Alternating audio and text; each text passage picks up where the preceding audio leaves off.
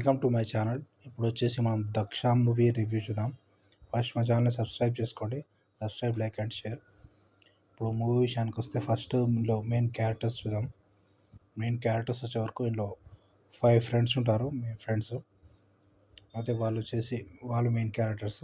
తర్వాత police characters ఉంటారు. SI character plus constable character. Constable character main case investigation దాని గురించి ఉంటుంది, మర్డర్స్ గురించి ఉంటుంది. ఇప్పుడు స్టోరీ విషయానికి వస్తే 5 ఫ్రెండ్స్ ఉంటారు కదా. 5 ఫ్రెండ్స్ వచ్చేసి ఒక గేమ్ ఆడతారు.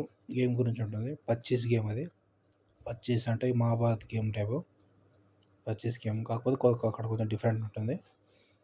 అది ఆ గేమ్ ఆడతారు. గేమ్ బట్టి ఇక ఫస్ట్ మనం మూవీ ఎండింగ్ వరకు గేమ్ బట్టే స్టోరీ నడుస్తుంది అనుకుంటాము. క్లైమాక్స్లో రివీల్ తెలుస్తుంది. గేమ్లో ఎట్లంటే అందరు ఒకరి తర్వాత ఒకటి చనిపోయి లాస్ట్ ఒకరు మిగులుతారు, అట్లా ఉంటుంది. అయితే కేసు ఇన్వెస్టిగేషన్ కూడా అట్లనే అవుతుంది. గేమ్ బట్టి ఫస్ట్ ఒక అతను చనిపోతాడు, డేవిడ్ అని చెప్పి. ఆ తర్వాత పోలీస్ వచ్చేసి ఎస్ఐ కానిస్టేబుల్కి తను కేసు అప్పగిస్తాడు, కేసు ఇన్వెస్టిగేషన్ చేయమని.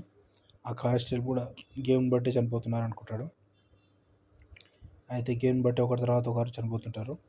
ఇంకొక అతను లిఫ్ట్లో చనిపోతుంటాడు. ఇంకొక వాళ్ళ ఫ్రెండ్ లేడీ తను కూడా చనిపోతుంటుంది. తను ఎవరో మర్డర్ చేస్తారు. ఇట్లా అందరూ చనిపోతుంటారు. లాస్ట్కి ఇద్దరు మిగులుతారు.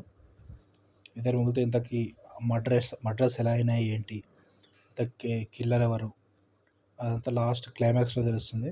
కానిస్టేబుల్స్ కూడా స్టోరీ క్లైమాక్స్ అయితే కొంచెం ఇంట్రెస్టింగ్గానే ఉంటుంది, కొంచెం ఎంగేజింగ్గానే ఉంటుంది మూవీ. మనకు బోరింగ్ ఉంటుంది ఎక్కువ. యాక్టింగ్ కూడా పర్లేదు, కొత్త వాళ్ళు.